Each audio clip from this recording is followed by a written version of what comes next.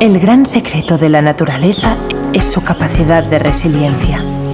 Un equilibrio basado en la cooperación de un conjunto de elementos que se conectan para formar un gran colectivo. En un mundo de crecimiento y consumo desmesurado tenemos la fuerza para cambiar el rumbo. Somos quienes somos porque vivimos en comunidad y tejemos complicidades.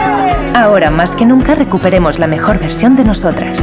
Cómo generamos y cómo utilizamos la energía es una decisión clave.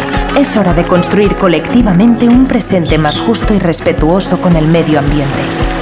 Impulsemos un futuro más participativo y sostenible. Ahora sabemos cómo hacerlo posible. ¿Cómo? Generando nuestra propia energía renovable de proximidad y compartida con los vecinos y vecinas. Haciendo proyectos de autoconsumo, movilidad eléctrica y mejorando la eficiencia energética de nuestros hogares. Empoderémonos para dejar atrás las energías fósiles y hagamos posible la transición energética que queremos en nuestros municipios. Te acompañamos para que tu comunidad energética crezca. Súmate a Som Comunitats y sé parte activa del cambio. Vamos a hacer una cosa. Baja la pesita de las verduras. El sábado podríamos hacer